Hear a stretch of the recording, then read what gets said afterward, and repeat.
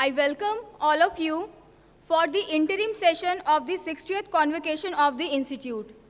You are requested to switch off your mobile phones. Personal photography is not allowed.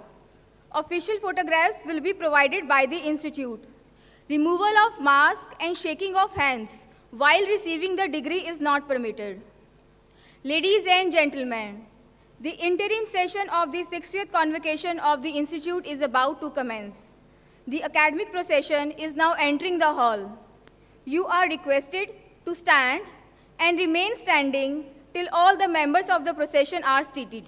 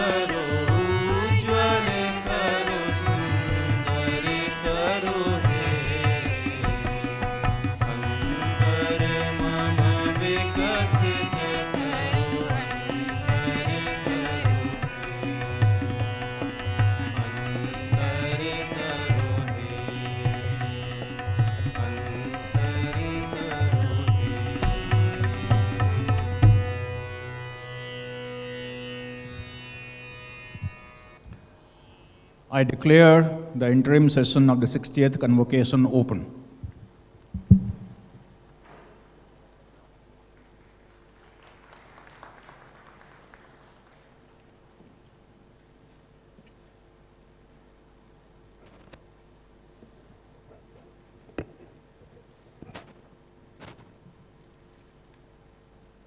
Dr. Krishna Ella, Chief Guest of the interim session of the 60th Convocation, Dr. Pawan Goenka,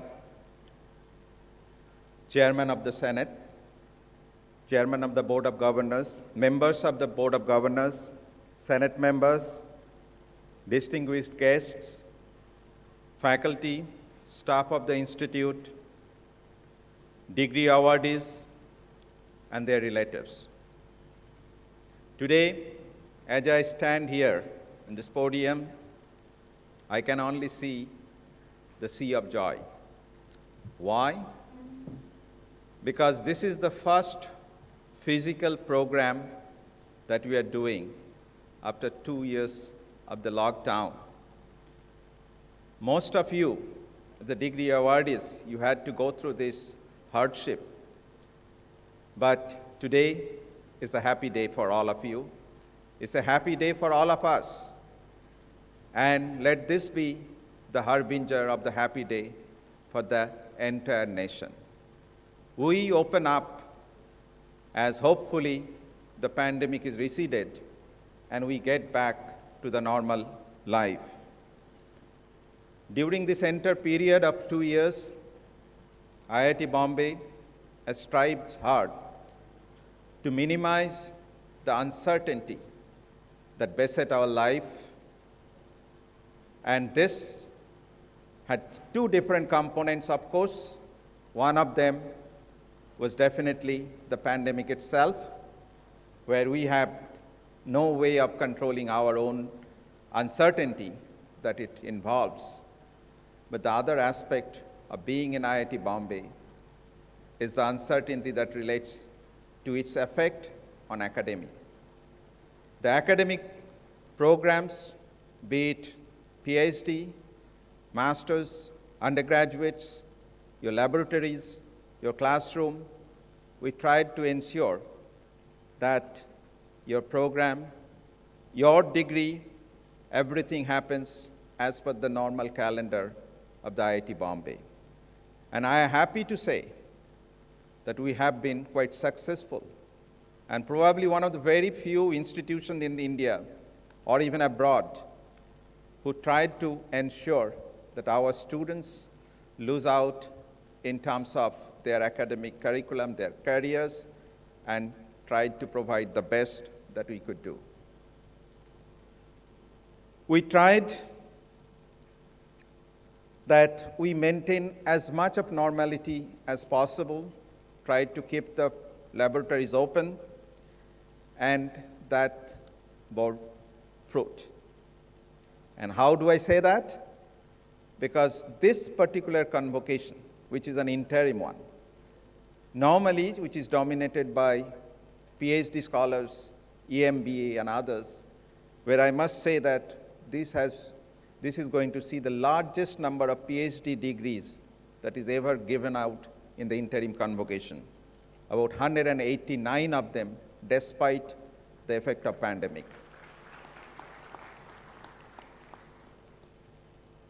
No matter how the life has been, IIT Bombay, true to its tradition, we continued with our involvement in designing new things, new curriculum, new research program, to see that we can leverage the talent pool that IIT Bombay has.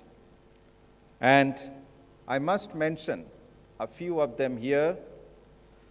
We tried, and we have now an approval to set up a new program, an MS by research in data sciences.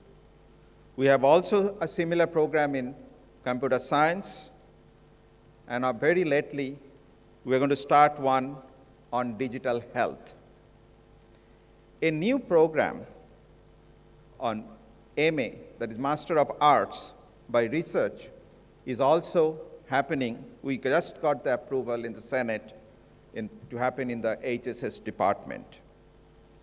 We also are going to start a BS program in liberal engineering under the aegis of Center for Liberal Education.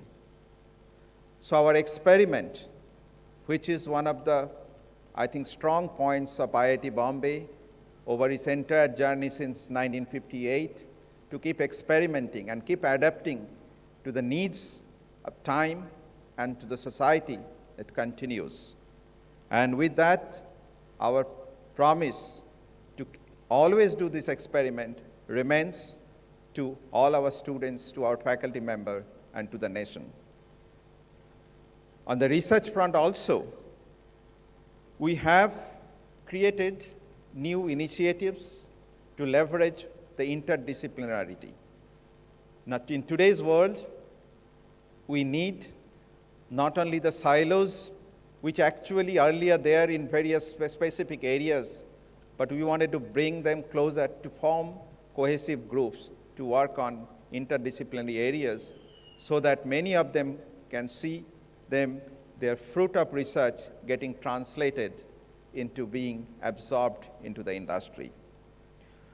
We have set up Center for Machine Intelligence and Data Science, a new master's in a new center which is full of interdisciplinarity.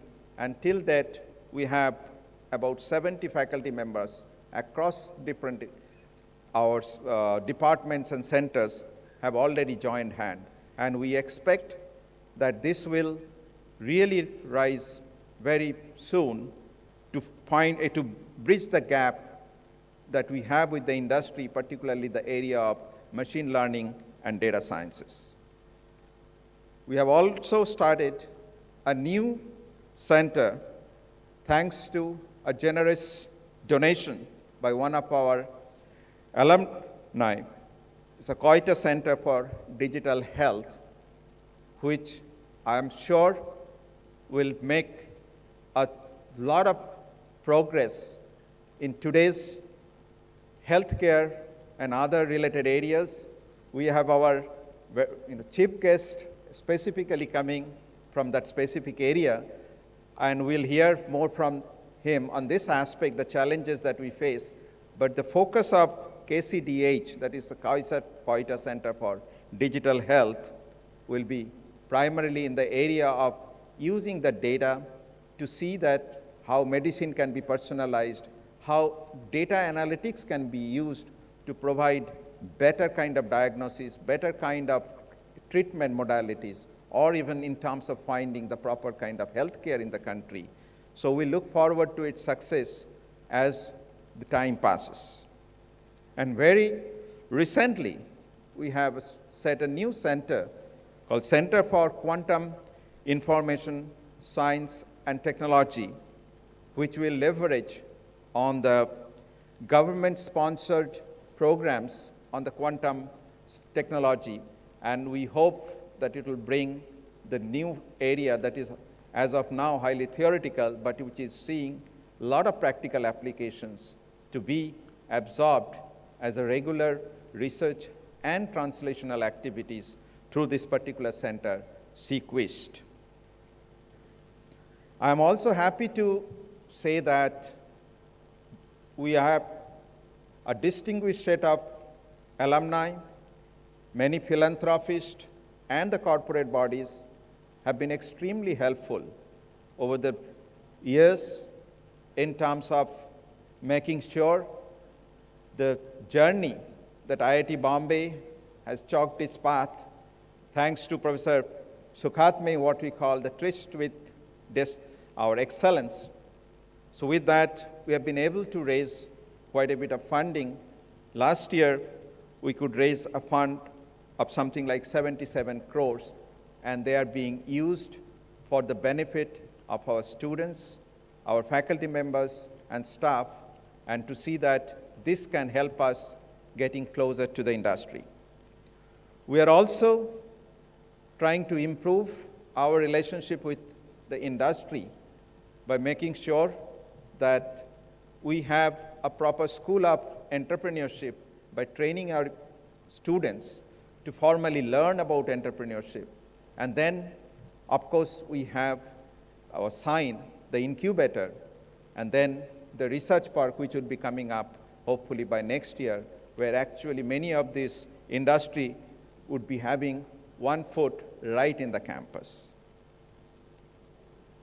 Dear students, I think it's a journey that you embarked, many of you for a 2-year program, some of you for master's, 3 years program could be, or could be PhD, and you had a long stay here, and you tried to benefit from what IIT Bombay could provide.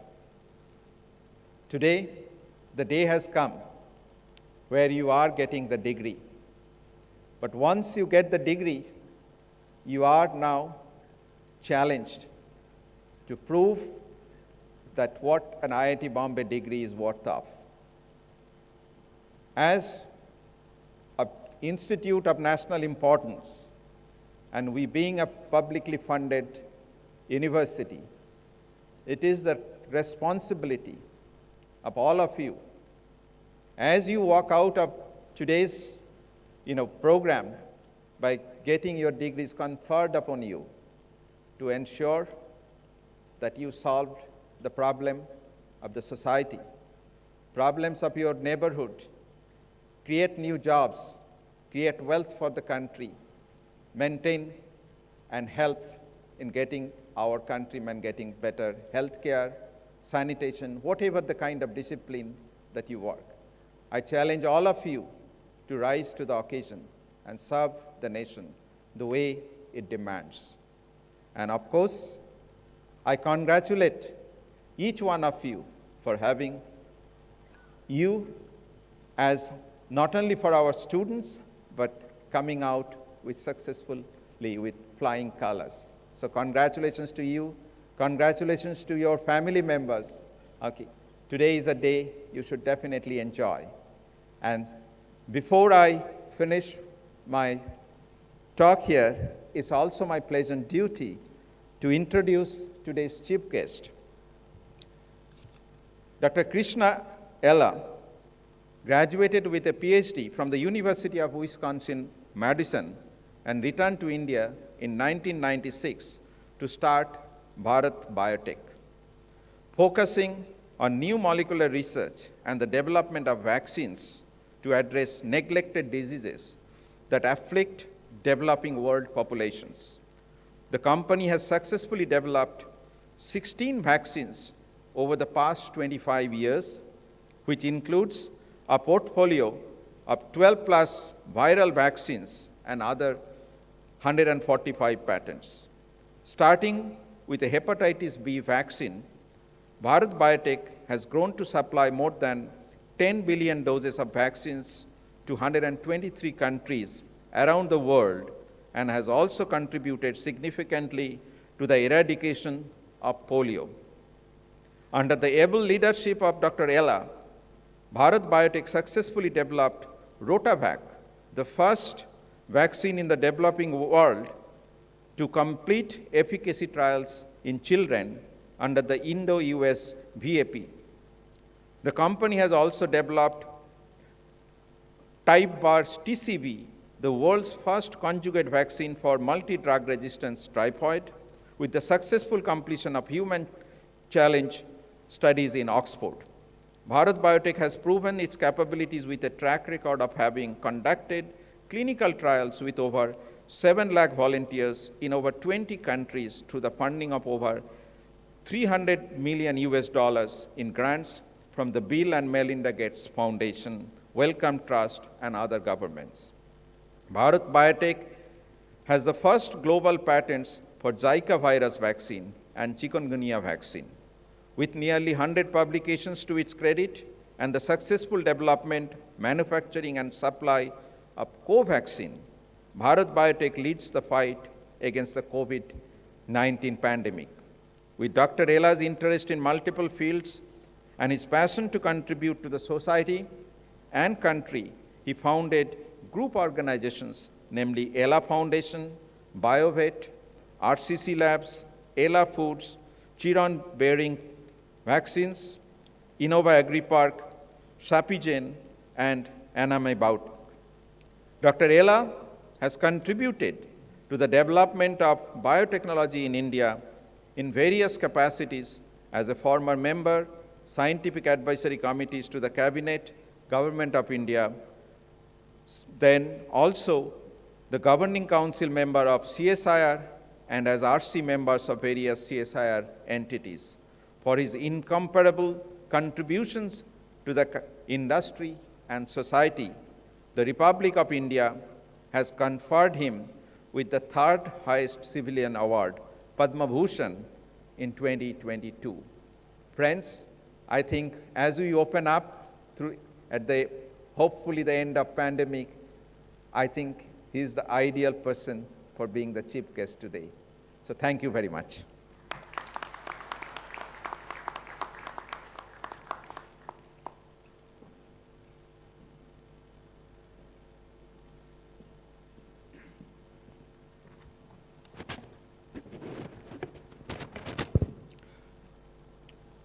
The graduating class, family members, respected chief guest, Dr. Krishna Ella, esteemed members of the Board of Governors, Director Professor Subhasis Chaudhary, members of the Senate, faculty and staff of IIT Bombay, special invitees and guests.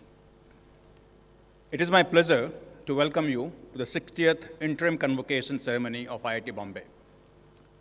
And I was sitting down there and reflecting and looking at this gathering, occurred to me that when I graduated from IIT many years ago, the main convention size was equal to the interim convention that we are having today.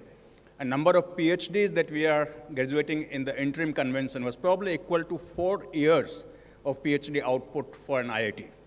So we have definitely come a long ways in scaling education in India. And I'm so glad that after 2 years, we are able to do a fully physical ceremony, and our chief guest has a big role to play in enabling that. On behalf of the Board of Governors, I'd like to welcome Padma Bhushan, Dr. Krishna Ella. I feel honored to be sharing the dais with him. Today's graduating class is majorly PhDs and masters, and it is most appropriate that we have a man of science amidst us to be the chief guest. Thank you, Dr. Ella, for taking time to be part of this convocation ceremony. We are looking forward to learning about your journey and what led you to return to India and take on challenging task of making India the vaccine capital of the world and the development that you did of Covaxin. As we all know, about 28 crore doses of Covaxin has been administered on our citizens. That means 14 crore or so Indians are COVID-free today because of your efforts. And this is what I want you, the graduates of today, to reflect upon. You're today just a fresh PhD or master, but imagine for a second what you could be doing 20 years from now. Those getting a PhD today have probably spent 6 to 7 years of your life to get this piece of paper that you'll be holding in your hands very soon. But think what it means. Think about how you could be using your knowledge of science and technology to make the world a better place to live and make our country a respected nation for advancement of science and technology. Think if we can have few more Dr. Ellas coming out of this room that we have your presence in. And if you think one man or one person cannot make a difference, just look at our chief guest. Today, we are in the midst of a global crisis that could have a long-lasting impact on the world order. But this is not the first time, nor is it the last time that it is happening. But what remains constant, as you see the history of the world, is the role of science and technology in how the world evolves. I know it's strange to talk about positives from COVID, but one of the positives of COVID is that it has accelerated the rate of tech adoption across streams of life. COVID has also changed the geopolitical scenario, resulting in realignment of manufacturing value chains, creating opportunities for Make in India and for India's participation in global value chains. This is once in a lifetime opportunity for Indian technology and manufacturing sectors. And towards this, we have the clarion call of our Honorable Prime Minister to be Atmanirbhar. What does Atmanirbhar mean? Atmanirbharta, to me, is first to take pride in what we do and what our country does. It is about removing all our disabilities. It is about being world-class in our products and services. It is about innovating, developing technology, and creating a pull for offerings. And I repeat, it is about developing technology, innovating, and creating pull for our offerings. It is about developing India as a source of globally competitive technology and thus becoming a manufacturing leader. In my view, Atmanirbhar is one phrase that has the potential to change the landscape of R&D, technology, and manufacturing in India. It has the potential to bring pride in Made in India. And friends, the road to Atmanirbharta and the dream of putting India on the world map will come from technology and innovation, not from labor cost arbitrage. And this is where you, the graduating PhDs, masters, and engineers, can play a big role. You can create building blocks of inclusive growth by leveraging technology. India needs robust, accessible, and innovative technology solutions to improve the quality of life and be on par with global standards and maybe even define global benchmarks. And Atmanirbhar Bharat needs solutions for Industry 4.0, robotics, drones, electric vehicles, modern agriculture, data analytics, machine learning, connectivity, affordable and accessible healthcare, indigenous defense equipment, space technology. It even needs world-class toys and fitness equipment. The list is endless. And my interactions with professors, research scholars, startups, and students at IITs have convinced me that the caliber of researchers and innovators in India is as good as anywhere else in the world. I urge you to translate that caliber into scientific discovery that will make the world a better place to live in. What you do should not just end up in the lab, but must translate to products and services. The value of science will come only when we convert it to products and services, like the vaccination research done by Bharat Biotech, which has perhaps saved lakhs and lakhs of lives. I urge you to never go too far from science and technology. This is where the action is and is going to continue to be. India is often perceived to be lagging in science and technology, but there are many bright spots. For example, space technology. In my new role as chairperson of InSpace, I had opportunities to interact with scientists at ISRO, many of those from IITs. And it is so heartwarming to see the commitment and passion of these scientists and the desire to make India a world leader in space. What you need to think about is how you can contribute to making India technology leaders in some of the sectors. Is it possible? Yes. You need to put your mind to it and not deviate from the path, no matter how many times you fail in your pursuit. So friends, step out and fulfill the great IIT legacy that you are fortunate to have inherited. Step out with confidence and influence the change. Our nation is looking up to you. The world is looking up to you. Congratulations to you all. Best wishes. Stay safe. God bless.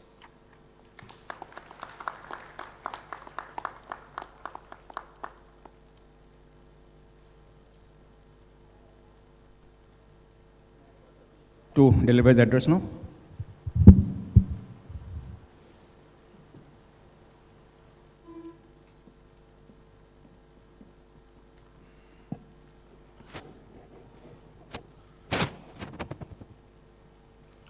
Respected Dr. Pawan Goenka, Chairman BOG, and also visionary of automobiles of this country, and Subhash Chaudhary, Director, a dynamic director.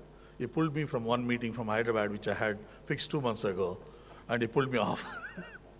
So that's why he's dynamic and persistent, persuasive. If you want to learn those words of English word, you can learn from him. So, and I think members of the faculty, Senate, faculty, staff, parents, and students of IIT Bombay. I'd like to start by congratulating all the young minds graduating today, particularly a lot of PhDs. I'm so proud that they're coming out. Don't get scared. You know, what will happen to our life? Don't worry. The country is going to throw opportunities. It is an honor and immense privilege to be amongst the future leaders and innovators of our nation, and to be delivering the commencement of address to the world-renowned IIT Bombay and graduating class of 2022.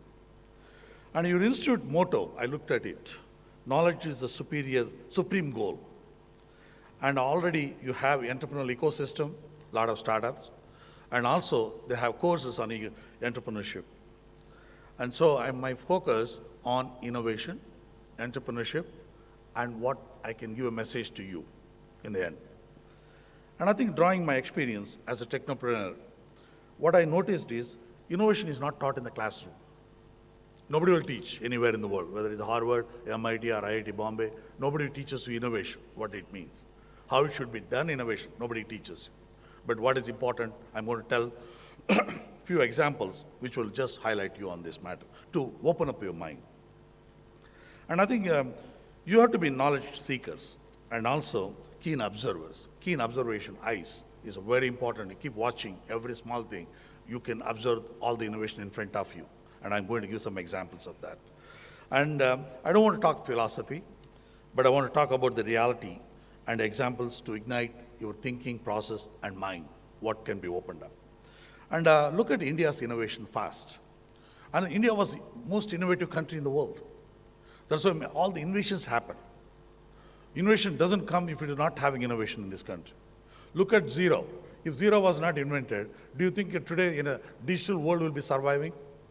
Simple example, cataract surgery, steel invented by Indians, fast, and metallurgy, geometry, astronomy. I can go on list. Indigo ink actually.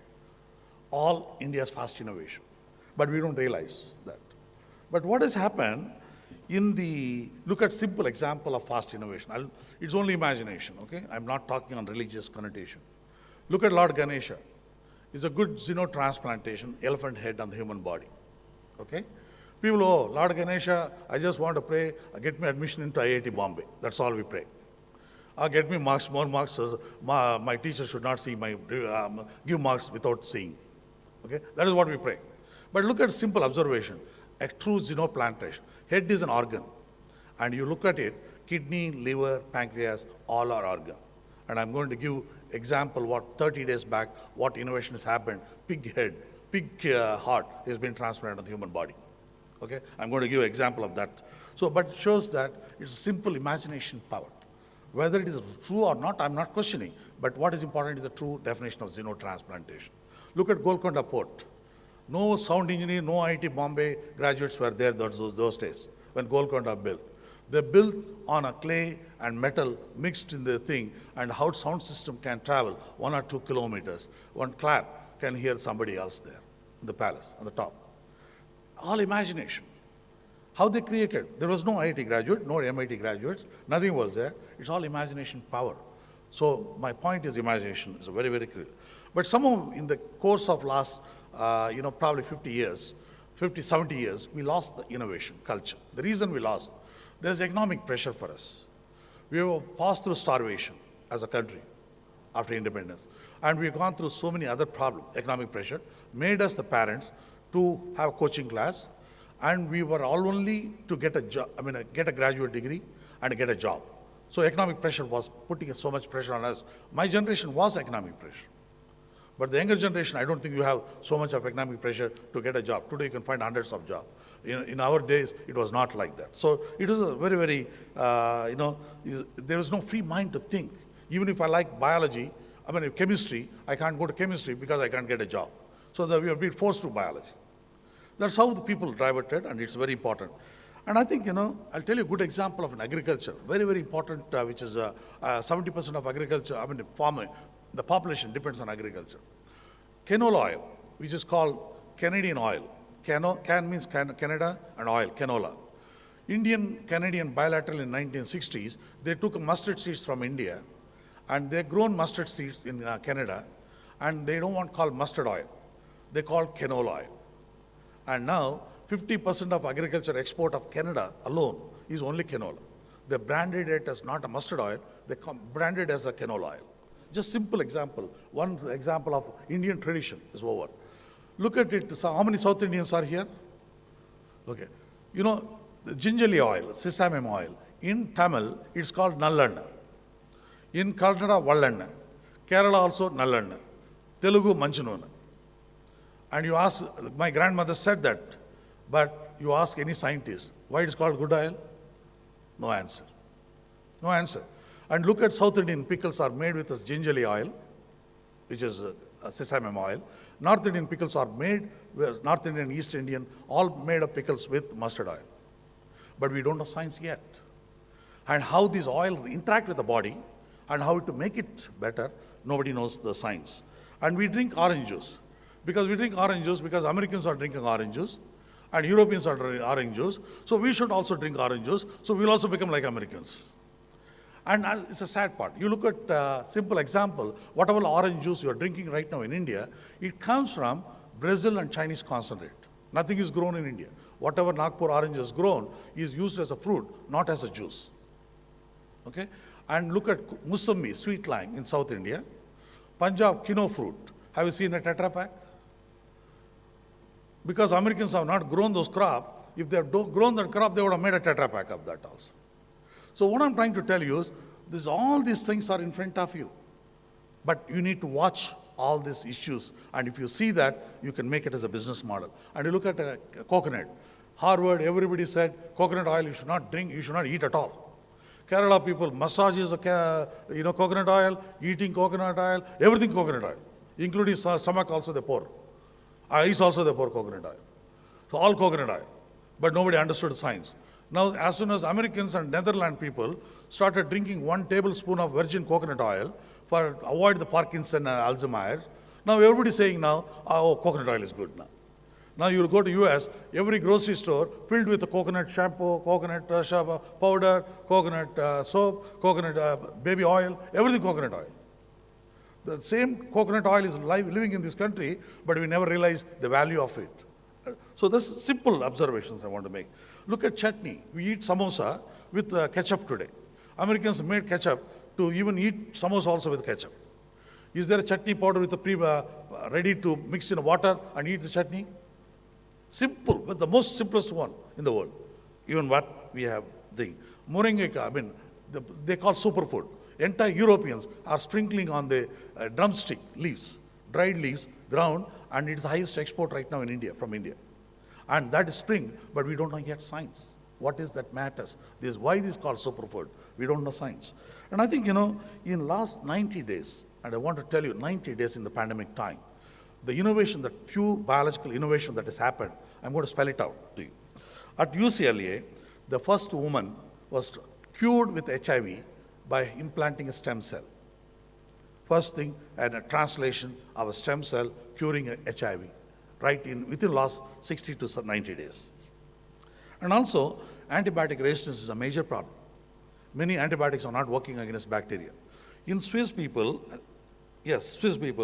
what they did is, they made a supercomputer and analyzed the existing antibiotic, look at which structure is important, can we modify the existing antibiotic, change a small structure, and make them sensitive to the bacteria. Same existing antibiotic, just change hydroxyl to hydrogen, whatever its simple structure, by using supercomputer and artificial intelligence. Simple observation, all last 60 days, innovation. And I think it can be done. It is possible today, biology. It can be tested. At Stanford, in 5 hours, entire human genome is sequenced. In 5 hours. That means you give a sample in morning, evening you know exactly whether you're going to get a cancer or you have any genetic disorder. You can identify whether have a answer, some other disease going to factor 8 is there, 9 is there, whatever problem you're going to anticipate. In morning you give the blood, you are done. In the evening you have a sequencing genome, entire sequencing genome in 5 hours. That's a revolutionary concept. And also paralyzed people. I think again Swiss Federal Institute, what they did is they made an electrode and implanted into the spinal cord. Now a person who is unable to move is able to walk and swim. Just all in 60 days. You see, why I'm saying the revolution is happening. It's going to happen more as we go along. I think we need to be alert on this one. And people now, what they did is drone. They used a drone in Sweden, I think. It's in Sweden. It's very appropriate for Mumbai point of view. Ambulatory going is taking longer. They want to beat the ambulatory reaching to the home. They send defibrillator in a drone, delivered to the person, and save the person from the heart attack. And today in Bombay, if somebody got a heart attack, you move that person, I think you'll reach only the evening, or dead body. How drone can be used right in Mumbai? How it can be delivered defibrillator or anti-cholesterol, diluting some of the clots can be done, delivered. Simple thing. And the MIT has discovered biodegradable tapes. So if you have a wound, just put a plastic tape, it heals. So you don't need a surgeon also. You don't have to go to surgeon. A simple biodegradable tape, just put it, and if you have intestine, any leak, blood leak, you put a small thing, or tape, you're done. How surgery going to be so easier? It's going to be outpatient surgeries in the future. And I think CRISPR gene editing, you know what they have done? The 10 genes in pig, in a porcine, we call porcine or pig. They've removed and altered the genes in a pig, 10 genes, so that they take a heart from the pig, put it to the human body, and the person is still surviving the last 45 days. Heart transplant is done, and with the gene editing, so that the porcine pig heart is recognized by the body not as a foreign heart. It is recognizing as if is my body's heart. So they change the immune system, histocompatibility. You know, MIT engineers, they made a steel, like a plastic, which is stronger than a steel, and almost equal to a plastic weight. And I think that's going to change. You don't need any more steel. The plastic can change. And I think innovation future is going to be great. You know why? India is a one contrast to China or any other country. Every parent here, if their son wants to go to IIT Bombay, they don't mind selling their house, sending the child. Culturally, we are imbibed as a knowledge giver, knowledge seeker. Culturally, we are imbibed. Any family, rich or poor family, even a poor family, don't mind selling the land, so send the kid to the education. So that culture is going to keep us alive and going to keep the future intact. Today, every one of you, parents would have been proud of that, what you are here today. And I think how to kill innovation. I always say simple joking to all the people.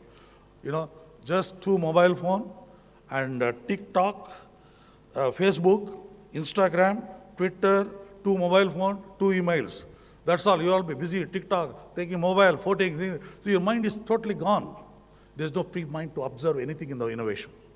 And I think when I told Bill Gates also, he was laughing at me on this matter when I said this, how to kill innovation. And I think it's a fact. We are distracted. We're distracted with so much of surroundings. And I think that is not good for the innovations to happen. And the future is going to be tremendous. Clean energy, amazing strategy, whether lithium can be replaced with aluminum. Okay, how to build hydrogen, how to have software which can integrate battery and energy saving so that it doesn't have better efficiency of a battery. There's so much of energy, I don't want to tell. I think you are the best people to look at it, all this in the internet. And biology, you know, one virus, one single 7,000 base pairs of one virus, one smallest virus that destroyed the entire world economy. So many people died, so many people lost job, one virus. Just imagine how can this small virus, and this is going to be reality in the future. Earlier nuclear people were scared, transporting and all that. But nuclear is not required. One person is infected, he can go and land in some other country. He can give the disease to everybody. So it can be bioweapon. Person itself can be bioweapon. Bio-warfare, he can take it on the forward. Okay? It's very dangerous in a way. But simple genome, one genome, has destroyed the world economy. And also, the infectious disease now, it is not a healthcare issues, it has become a national security issues. And just like a nuclear, it is also vaccine is going to be national security. You know, amazing technologies have come in. Mobile tracing. You look at contact tracing. Suppose I'm here, my mobile says, picks up the Powai, I'm here. Suppose any of you got a disease here, somebody can trace who are all there in this area. Based on mobile connection to the tower, they can pick up these are the people and they contact them immediately. And that's how Chinese have controlled quite a bit of disease on that issues. And the vaccine delivery through drones. And many new technologies is going to develop. A lot of entrepreneurship is going to build. And data, look at the COVID program. I think we are the only country in the world. We have 1 billion people's vaccinated people. The entire database is their COVID. Whereas in US, Walgreens, you go, he's taken on a letterhead. They give you, he's taken Moderna 2 doses vaccine. Nothing, no database. I think we are the only country in the world has got the highest, largest database. How we are going to analyze is going to be a challenging task. We can figure out every problem of the country sitting in one place with the data analysis and where artificial intelligence can integrate into the system. And that is going to be very, very key for us in the mode. And AI and machine learning, I don't want to talk because I'm not an expert on artificial intelligence, machine learning. But I'm telling you, unless this technology gets into manufacturing, unless getting into agriculture, it's of no relevance. You're doing artificial intelligence sitting in a room, we want to do logistics and all that. That is a sophisticated technology. Logistic, you start, another 100 companies are going to start. Nothing great. But you can pick up an agriculture where every sensor, every moisture, every weather condition, every nutrition value of that can be picked up and control the nutrition. That's a phenomenal artificial intelligence. Machine learning, how to make a fermenter to give more yield on that, how to analyze those data, machine learning. I think a phenomenal. How a batch records can analyze last 10 years of batch record, can learn this thing and give an ideas to us. Unless you put this in a practical aspect of the manufacturing and R&D, drug discovery, as I said in supercomputer, how they figured out small tinkering on the existing molecule itself can give a solution. That's a wonderful machine learning and artificial intelligence. And even a variant, from Delta to Omicron to every strain is coming. If an artificial intelligence can pick up something, how the variant can come, how the changes are happening basis. It's a chemical basis. DNA is nothing but chemistry and physics. Nothing chemistry and physics. It's not living. Virus is not a living organism. It is non-living organism. And when you have non-living organism, it's nothing but chemistry and basis. And if you can pick up that variant by understanding that, is a phenomenon. And I'm a financial technology. You look at simple UPI, it changed the world. Today, it's really affecting even MasterCard and Visa business. UPI, simple thing. What is one good example I'll tell you? In Andhra Pradesh, they have one cow. They'll bring a cow on a Ugadi day to bless you. Cow will bless you. And some music will be playing. And I said, I was watching him, and somebody wanted to pay money. He said, I don't have cash. No problem, sir. My ear tag is there, QR code is there on my cattle. So the QR code is there on the cattle, this thing. He said, you scan it, you transfer the money. You see how at a grassroots level, how this has been interfered. It's a phenomenon. It's the simplest, lowest level example, how village also can happen. And I think it's really interfering the man. Agriculture, drones, can we pay pesticides? Can we spray? Anything can be done. Satellite, our chairman was talking, ISRO is one of the best organizations in the world, I'm telling you honestly. In terms of the motivation of the staff, I've seen them, is a phenomenon. I truly acknowledge that. And you look at satellite, if you have a satellite map, we come to know the agriculture yield only after the harvest is done. Can we predict, like a climate changes prediction, that can we predict how much rice is grown in Andhra Pradesh? How much is rice grown in Maharashtra? How much is cotton is grown? Is that by satellite map, can we put the data analysis of that colors, and you can predict that, and I think will be phenomenal. We can predict what will be the price of that commodity of the future. Is there going to be shortage of particular crop? Is there shortage of onion going to be there or not? We can just predict on satellite map. Somebody can think about, visualize a lot of things. And IoT, just look at the water, nutrition in the soil in agriculture is going to phenomenally change and need to reach a farmer. That's very important. Food spoilages, direction. Whether artificial can be done, a packet before opening, can we pick up anything in spoilages? Some sensor can be put in, that can be read, anything in that one. And software, you look at it, still Microsoft and SAP. We have not created another Microsoft in this country. We have not created another SAP in this country. There's so much of opportunity for you people. I think next, I think next 5 years, India is going to be totally digitalized, totally digitalized. And that throws so much of opportunity for a digitalized India, for the entrepreneurs and this thing. And my take-home message, you have 3 options. You have higher education, go to US, or who are a master's, go for a PhD. PhDs go to postdoc or job, whichever one. Or either you want a multinational company or startup, or you want to start up as an entrepreneur. That's a simple thing, 3 things. I would recommend strongly, start your career with a small startup. Any startup company, join. You will learn multitasking. You will join a multinational company, you know what is going to happen? I worked in a multinational company, by the way. So not that I'm talking theoretical, okay? I worked in a multinational. Your multinational comes to you, car will come and pick you up, drop you in a 5-star hotel, so your spouse will never allow you to take a risk anymore. You will never take a risk in life at all. And you will retire in the multinational, and you may lose a job after 50 years, okay? You don't want that. You will learn from a startup, even less salary, learn what is required for you future to survive. And that is going to help you. And that will make you also an entrepreneur, even working in startup. So that's very critical, actually, if you can ask me. And entrepreneurship, I mean, everyone wants to be entrepreneur. You have so much chance, so much opportunity. I'm telling you, I was nothing. I was a small family, agriculture, agrarian family, a middle-class family from Tamil Nadu. Okay, nothing, no business acumen, nothing. PhD, I was in US and all that, I was faculty and all that. My mother said only one thing, son, you have a 9-inch stomach. How much ever money you make in US, you can't eat more than 9-inch stomach. Come back, I'll feed you 9-inch stomach. You will not be starving. You do whatever you want to do. And I'm an agriculture graduate. I don't know anything on vaccine. So what I'm telling you, field is not important. You need a passion. What I know is yeast molecular biology. The yeast molecular biology, that skill set, what I had, that skill set is nothing but useful for hepatitis B vaccine. Hepatitis B vaccine is produced in yeast. So I'm good in gene knockout, gene expression. That's all my skill set. I use the same skill set, put them into the yeast molecular biology, made a hepatitis B vaccine. When I said I'm going to sell it 70 rupees a dose, every financial institution rejected me. When 850 rupees Engerix B, GSK vaccine was sold, every financial institute rejected me. He said he's something a fake scientist, doesn't know what he's talking about it. But I believe in neglected disease because all neglected diseases are in the developing world like India and Africa, China, and other places. Look at SARS, flu, malaria, everything started from Asia and Africa. These countries starts neglected. And why neglected? All neglected becomes a pandemic.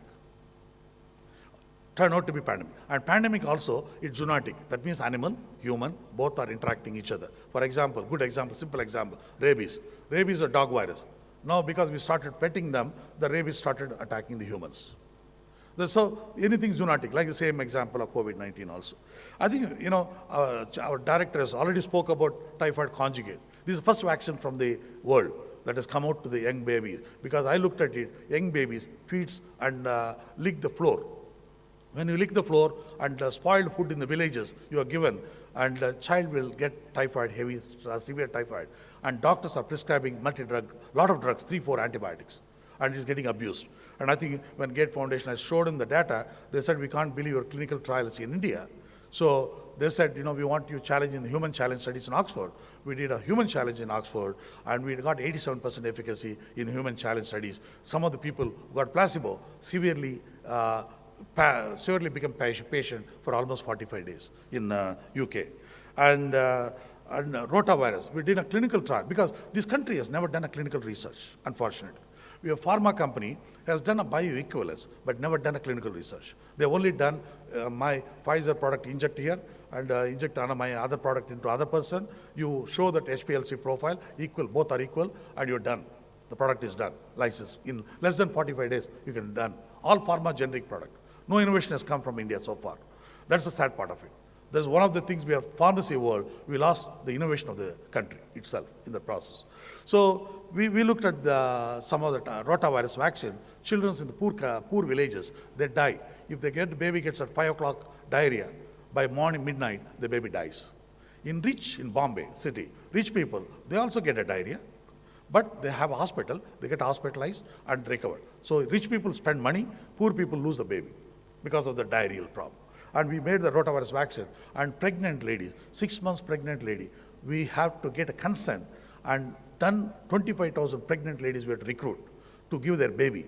How many ladies would give in this room? I asked in the before, at 1 o'clock meeting, how many ladies will give their baby for a clinical trial? Nobody lifted the hand. Nobody lifted. But you want the vaccine research to be done, in the innovation has to be done, but you don't want to be part of the clinical research. That's the sad part of this country. Okay, because we have never done a new molecule. If we had done that, we would have understood. We done, and the Gate Foundation put a condition, I should not bribe the mother for any corruption issues. So we given 3 years of healthcare to mother and child. And we've given everybody, mother given a mobile phone. If switches the phone, it go to server. In 10 minutes, mobile van will be there in the house. Pick up the mother and child, go to hospital, major hospital, CMC Vellore or KME in Pune or in All India Institute of Medical Science, Delhi. It's a community. We have done on poor people, Bihar, migrant in Assam, slums area in Delhi, how they perform the vaccine effectiveness. And published in 2 Lancet journals and all. Typhoid conjugate said this is the first vaccine in the world. And we have done challenge studies, effectiveness studies in 6 countries with University of Maryland and Oxford University and Cambridge and CDC Atlanta and also Indian Academy of Pediatricians. We are also working in malaria. GSK shut down the malaria vaccine from Belgium, and they shifted the entire manufacturing to us. Now that is going to be manufactured in Sapigen in Bhubaneswar. So that is also neglected disease. Malaria is also a problem. Coming to Atmanirbhar, as our chairman was talking about Atmanirbhar, it's a very crucial. I'm telling honestly. Covaxin is a good example of Atmanirbhar. I'll tell you why. If we had done to have Covaxin, doesn't forget about it as a technology. We didn't have Covaxin, what would have happened? We have to depend on importing the vaccine and whatever the price they tell. Some of the multinational, they put a condition, I'll give a vaccine, I will not be responsible for any liabilities. We waive me all the liability issues. They demanded, and the vaccine, they said, $65 dose vaccine. They put a lot of pressure on the government. And so because Covaxin was there, so it came to 200 rupees a dose. Just 200 rupees, $3 a dose. And I think we made a Covaxin because truly in public-private partnership. This ICMR, National Institute of Virology, Pune, was really involved in that aspect of it. We made, and I'm telling you, most important, this is the second largest clinical trial in the world, not in India, in the world. And after Pfizer, this is the second largest clinical trial, 26,000 people. And also 18 publications. We have 5 Lancet publications, 1 Nature publication, 18 publications. So imagine the science that we have to do bandwidth. And now we are exporting a lot of other countries, different matter. But what is important, as a company, we have more than 150 publications, including Lancet, New England Journal of Medicine, and Nature articles. So nothing less, if you want to be an entrepreneur, you want to be global, not anymore Indian company, not anymore. And chikungunya, 2006, first one we figured out chikungunya attacked in India. We sequenced the genome and we predicted this came from Madagascar, French island, Madagascar. Then we asked this next question, what will come from Madagascar to India? So there was only 4 diseases in Madagascar: chikungunya, Zika, dengue, yellow fever. We know dengue was there, yellow fever was there, chikungunya came. What didn't come was Zika. So that's how we predicted in 2014 itself. We started working on 2000. We were first global patent. Even Americans were not aware of Zika spelling, actually. Even CDC was not aware of it. We were filed the patent in July 2015, and exactly in December 2015, big pandemic in Brazil. And we were able to predict ahead of the game on pandemic what will come. And this is important for the Atmanirbhar program. There is so much of opportunity in the animal side, poultry side. I don't have time, but I can mention so many things. We are now coming with a nasal vaccine. 2-dose vaccine, how many years you keep on giving injection? Can we make it, because the COVID is more of a respiratory pathogen. You want a respiratory pathogen, the way the pathogen goes, vaccine also should be delivered in that manner. So we made a nasal vaccine, and which is now in the phase 3 trial. It's doing extremely well in the efficacy. And I think my final comment on the wonderful day, I would like to emphasize the following. Be an innovator, don't copy. Worthless to copy. Explore startups or career with startups. Either you start a startup or start with a career with the startups. It's going to have impact. You will remember after 5 years what I said was right or wrong. Not now. You will remember after 5 years. Be a lifelong knowledge seeker and stay true to you your institute motto of knowledge is the supreme goal. That's very important. Keep that goals of the institute. Become an entrepreneur and contribute to this great country through innovation, world-class products, and job creation. And don't go behind money. Okay? You go behind money, you will not get it. Take my word. You go with the passion of solving some society problem. You're solving a society problem, you will automatically money comes too. It comes as a byproduct of that. There's nothing to worry about it. Okay? And I think learn to be passionate and determined. Dr. Kalam said, determination is the power that sees us through all our frustrations and obstacles. It helps in building our willpower, which is the very basis of success. Ignore all the negative people, particularly relatives. Your relatives are the most negative people. They will not tolerate your success. Okay? And everybody shake your hand, yes or no? Yes? All sleepy? Okay. So don't believe that. Just don't take negative. And publicity. Don't think that I put innovation, suddenly paper article came, Times of India, don't get hype. The people, press people can take you like this and drop you like this. Okay? Be aware of it. Be careful about that. Don't get it. And be aware of geopolitics. Other countries will have a problem if India innovate. And they will not like Atmanirbhar program.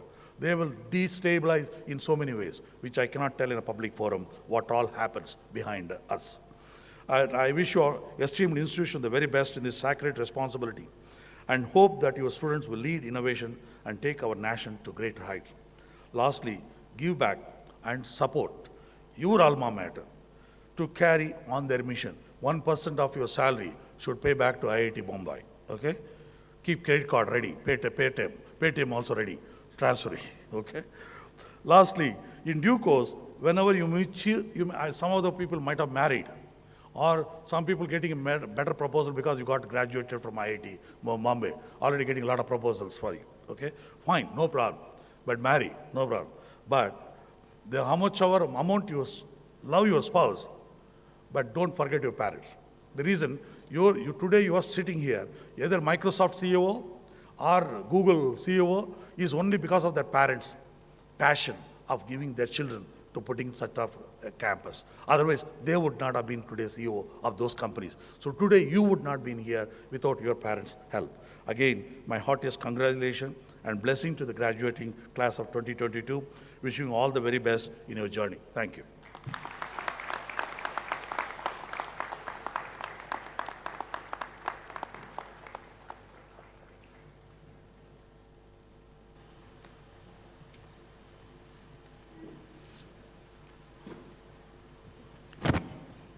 The conferment of degrees will now commence. The recipients of the degree of Doctor of Philosophy and dual degree of Master of Technology and Doctor of Philosophy and Master of Science and Doctor of Philosophy, postgraduate degree of Master of Science by Research, Master of Technology, Master of Design, Master of Philosophy, dual degree of Bachelor of Technology and Master of Technology, Master of Science, postgraduate diploma, undergraduate diploma of Bachelor of Technology, Bachelor of Design and Bachelor of Science, and joint degree of Master of Business Administration of IIT Bombay and Washington University, St. Louis, USA. May please rise.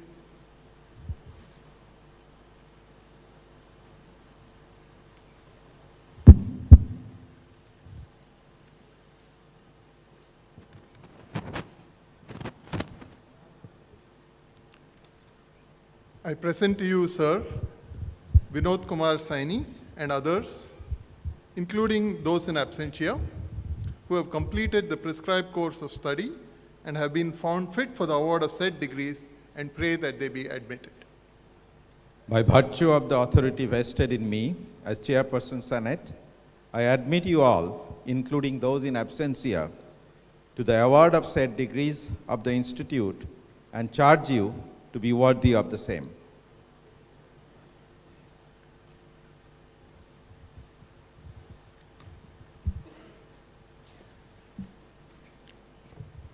The award of the degrees will now commence.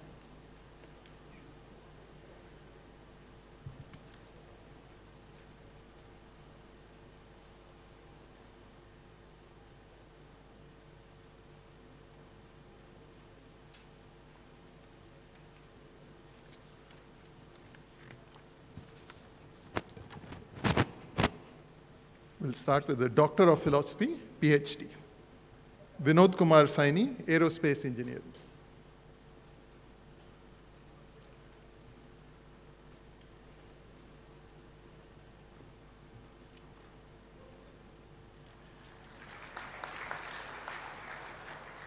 Premchand CP, Aerospace Engineering.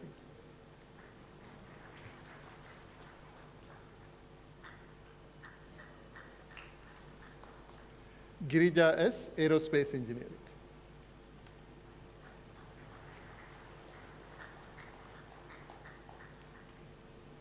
Aishwarya Gogoi, also Aerospace Engineering.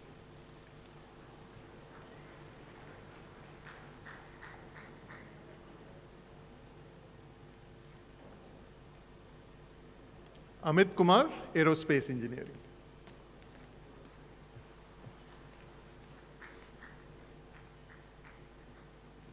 Nikhil Sanjay Sohoni, Aerospace Engineering.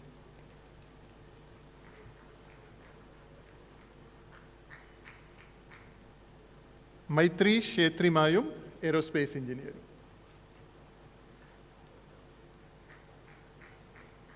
Anand Divakar, Aerospace Engineering.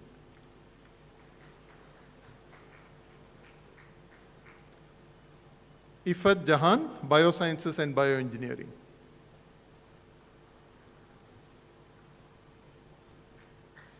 Devdeep Chatterjee, Biosciences and Bioengineering.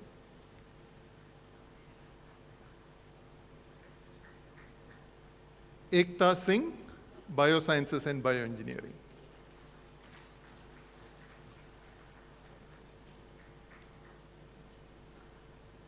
Aditi Anand Apte, Biosciences and Bioengineering.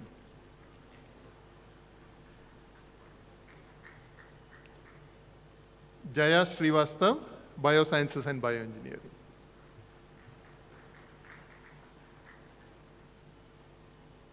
Mohana Mukherjee, Chemical Engineering.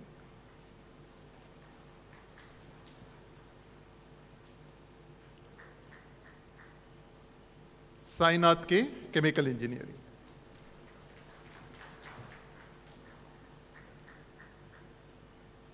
Ashish Soren, Chemical Engineering.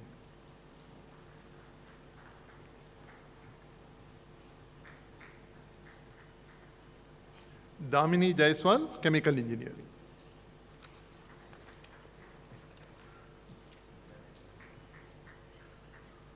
Neelakshi Kar, Chemical Engineering.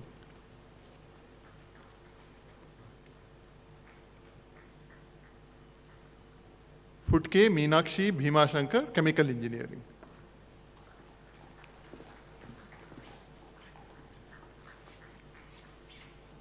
Farhan Nas, Chemical Engineering.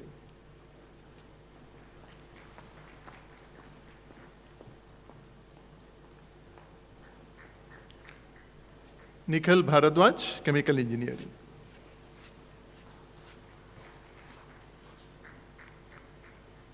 Vallabh Rao Rika, Chemical Engineering.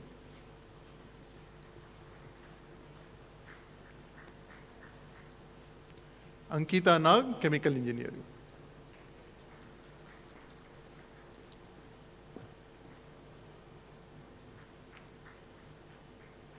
Vibhuti Madhuri Mahesh, Chemical Engineering.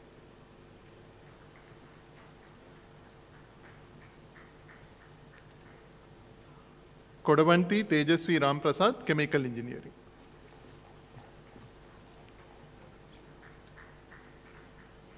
Kumari Anupama, Chemistry.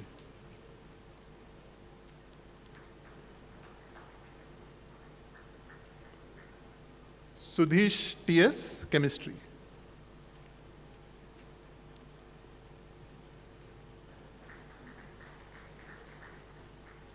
Nitin Pathur, Chemistry.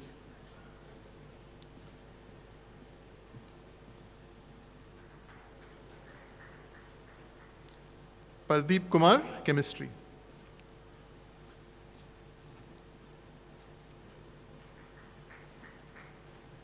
Reema Sengupta, Chemistry.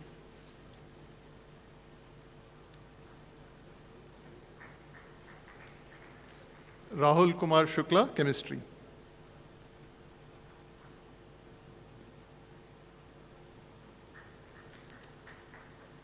Kamaluddin Ansari, chemistry.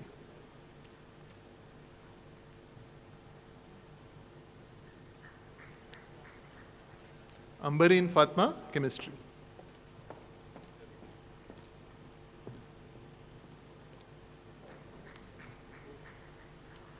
Ravi Kumar, chemistry.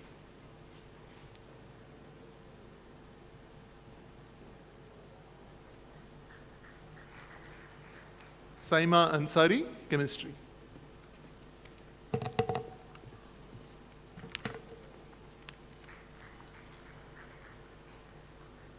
Bela Rani Ojha, chemistry.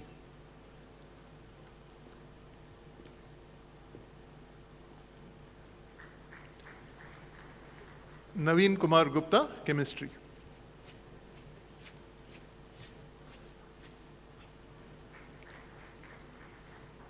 Sabari P, chemistry.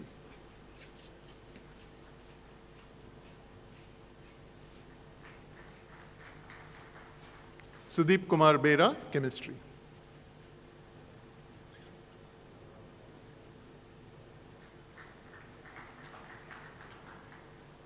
Sandeepan Roy, civil engineering.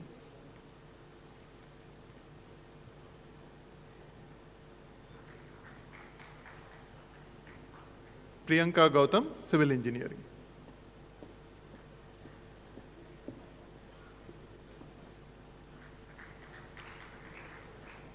Abhishek Ghosh Dastidar, civil engineering.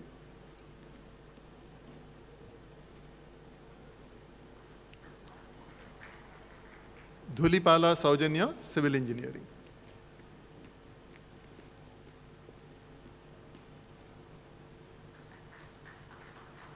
Chetan Kumar H, civil engineering.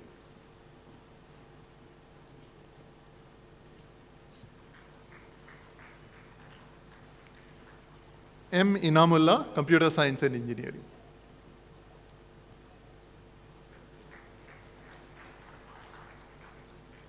Nirmal Kumar Boran, computer science and engineering.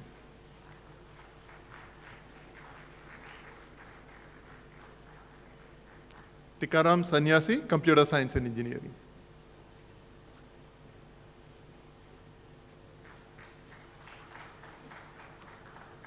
Preeti Rai, earth sciences.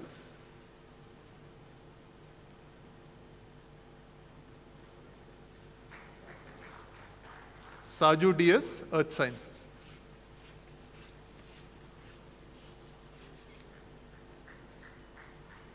Tathagata Roy Chaudhary, earth sciences.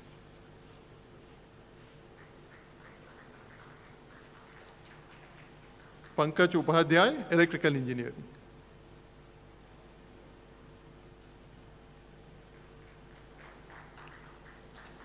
Mini M. Nambudripad, Mini K. Nambudripad, electrical engineering.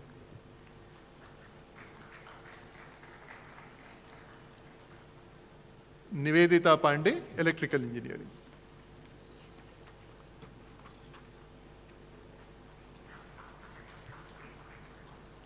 Pallavi Das, electrical engineering.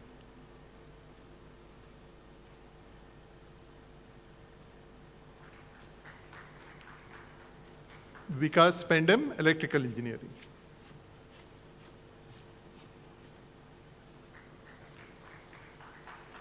Gupta Pragati Pradeep, electrical engineering.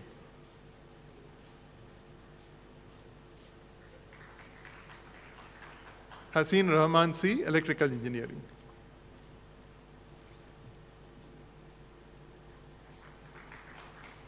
T.M. Feroz Ali, electrical engineering.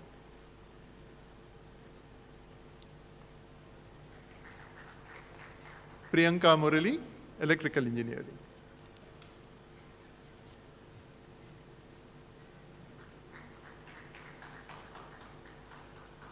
Praveen Nepal Gajbie, energy science and engineering.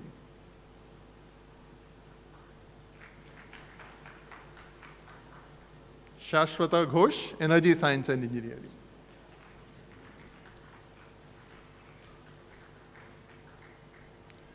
Shyam Kumar PI, energy science and engineering.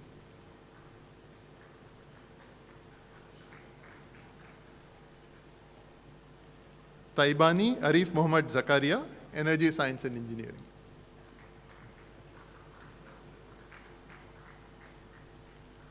Kolekar Avinash Hanumant, Energy Science and Engineering.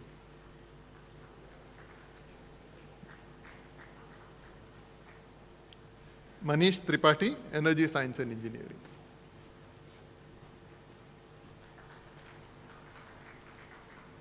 Abhijit Dasgupta, Humanities and Social Sciences.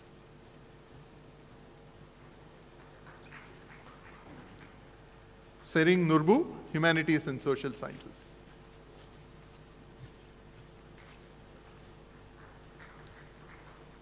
Shiv Shankar, Humanities and Social Sciences.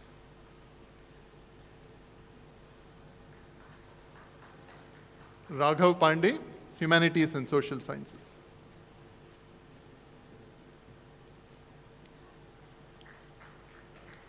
Jadhav Ravi Sudam, Mechanical Engineering.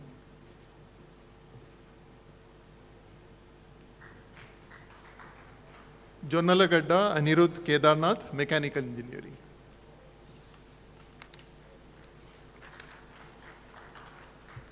Praveen Kumar, Mechanical Engineering.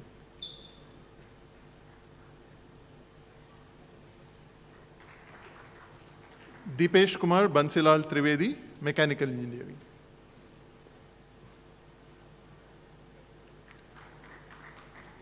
Abhishek Mishra,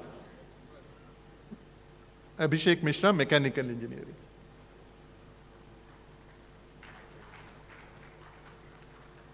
Rishabh Shotri, Mechanical Engineering.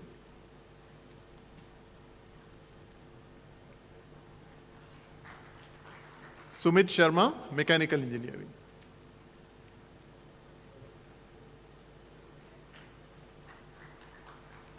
Dave Tapan Kumar Rohit Bhai, Mechanical Engineering.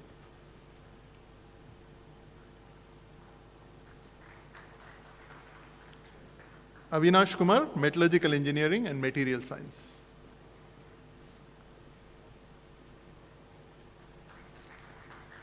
Hitesh Kumar, Metallurgical Engineering and Material Science.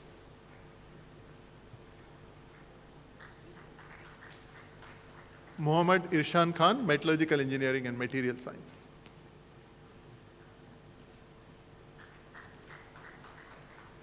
Sarkar Aditya Anjan, Metallurgical Engineering and Material Science. Minhaj Hashim, Metallurgical Engineering and Material Science.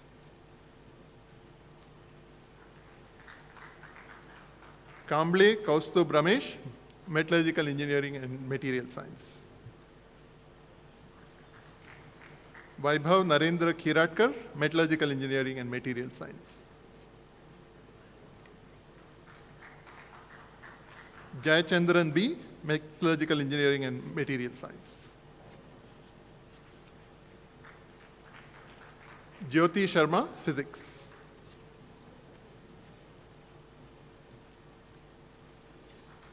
Santosh Kumar Yadav, Physics.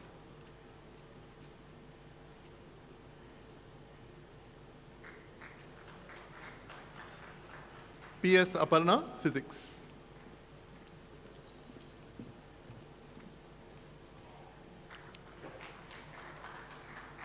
Chayan Majumdar, Physics.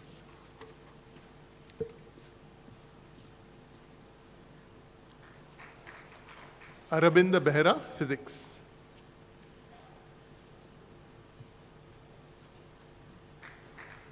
Umakant Lamani, Physics.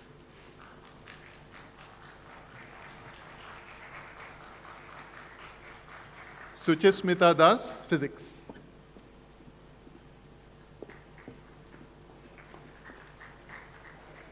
Sarigamala Karthik Kiran, CRNTS.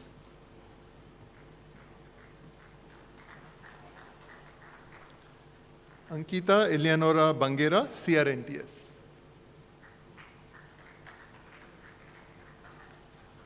Ravinder Kumar, CRNTS.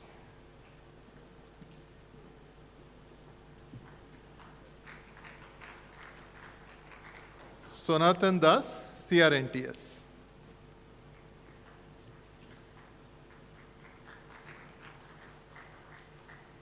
Ushasi Taudri, CSRE.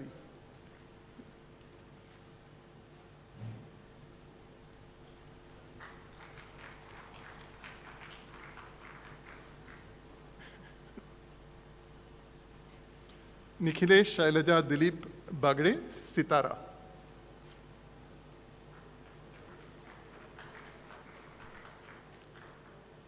Ganesh Gajanan Hegde, Sitara.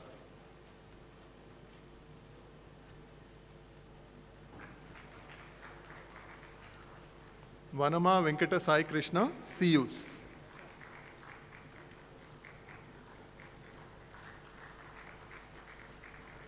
Santosh Joyce, CUs.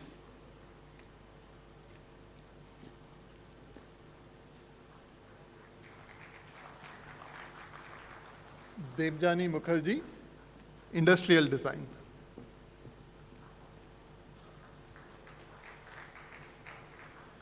Ganesh Prasad Shukla, Shailesh J. Mehta, School of Management.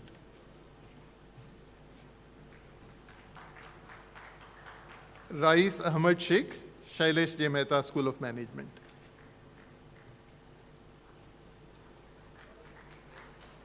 Singh Namita Nandlal, Climate Studies.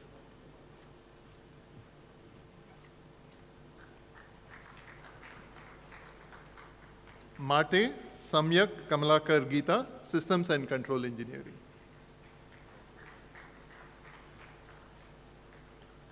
Vaibhav Kumar Singh, Systems and Control Engineering.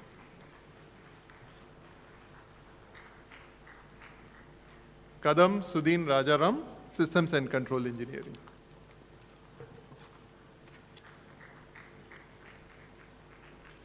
Dual degrees, MTech plus PhD. Srina PV, Aerospace Engineering.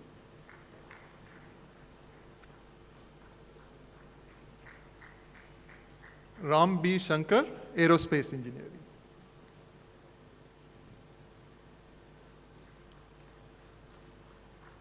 Shravan Kumar Kancharla, Chemical Engineering.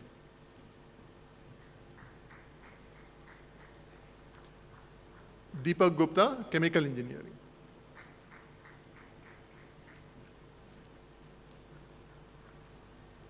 Chaudhary Tushar Pramod, Civil Engineering.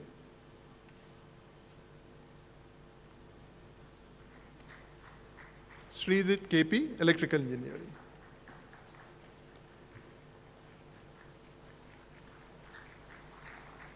Kamath Shweta Mahesh, Energy Science and Engineering.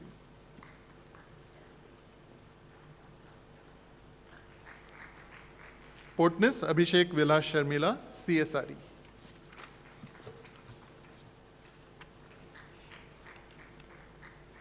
Dual degrees, MSc plus PhD. Alati Suresh, Chemistry.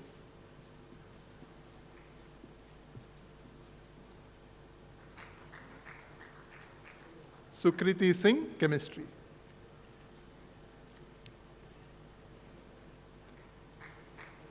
Brijesh Pandey, Energy Science and Engineering.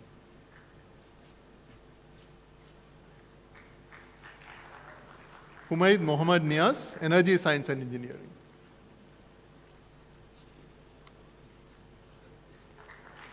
S.K. Ashif Akram, Physics.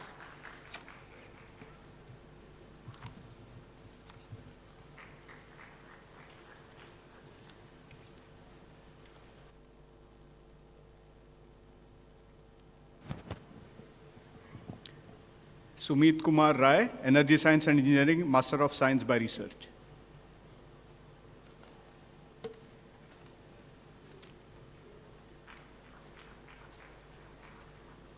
Master of Technology, M. Kirti, Aerospace Engineering.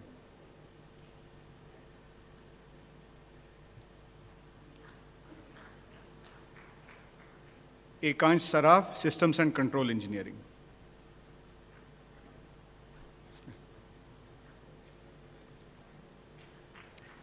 Nilay Dorlikar, Aerospace Engineering.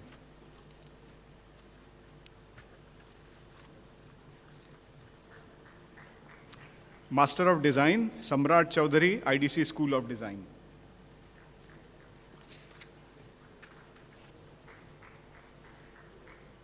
Master of Philosophy, Jigyasa Gaurav, Mathematics.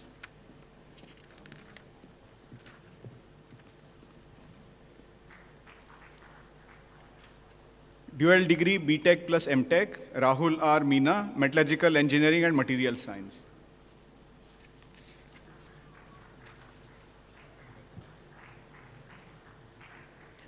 Master of Science, Bibhuti Kumar Jha, Energy Science and Engineering.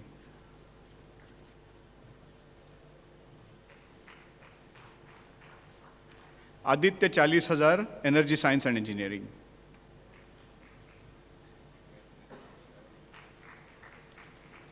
Vikash Kumar, Environmental Science and Engineering.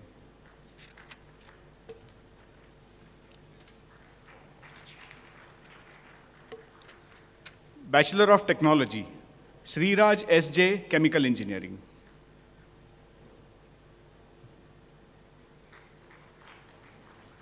Satish Badgotia, Civil Engineering. Ashmak Surendra Malale, Civil Engineering.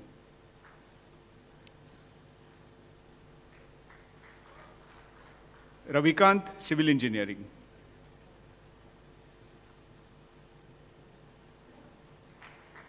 Sarvesh Kumar Janged, Civil Engineering.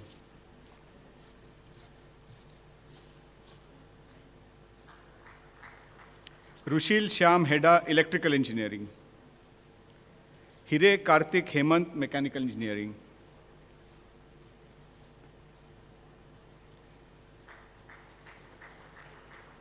Sunil Kumar Jat, Mechanical Engineering.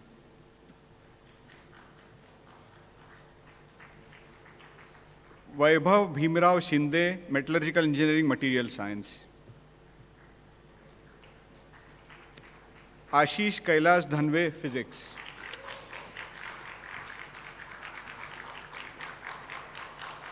Bachelor of Design, Amanue S., Industrial Design.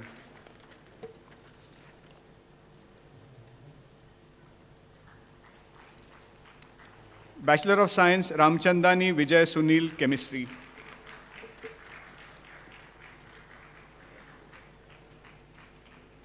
Master of Business Administration, Executive Program under Joint Program of IIT Bombay and Washington University, St. Louis, USA.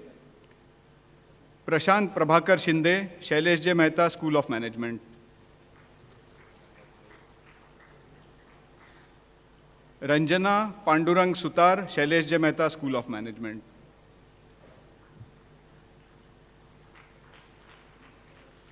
Chirantan Bose, Shailesh J. Mehta, School of Management.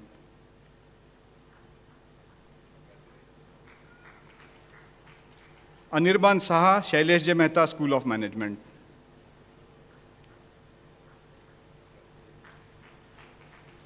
Sai Krishna Verma, Kotapalli, Shailesh J. Mehta, School of Management.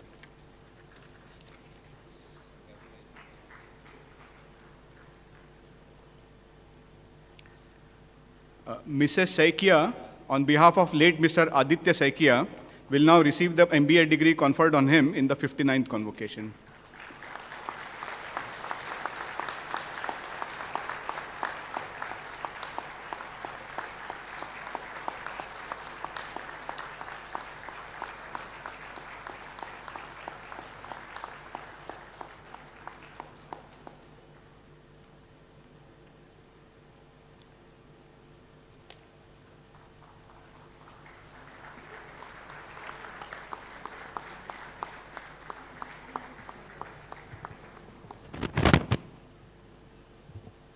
The graduates will now stand up and take the pledge.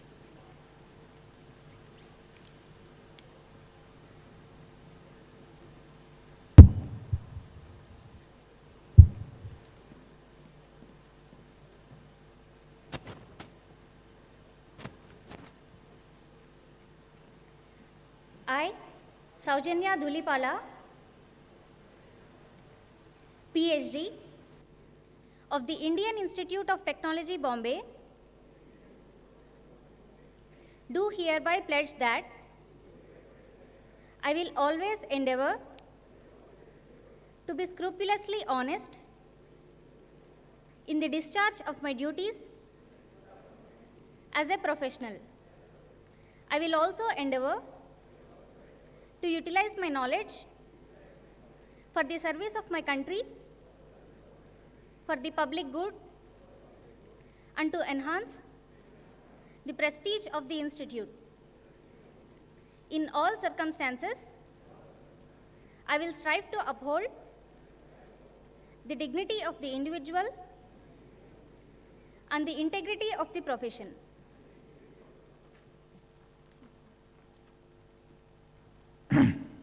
I declare the interim session of the 60th Convocation closed.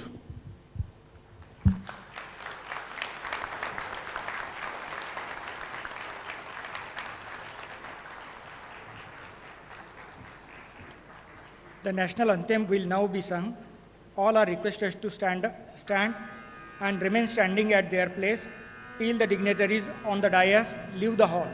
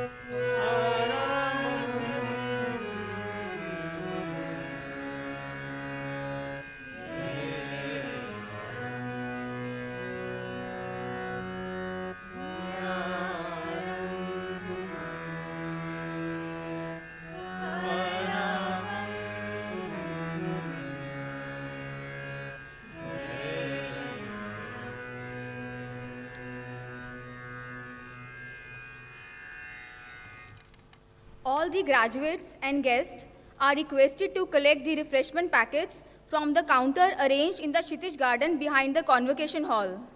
Please maintain physical and social distancing at all times. Please note that you are not allowed to visit the hostel area. Thank you for coming to this special event. Have a safe journey back to home.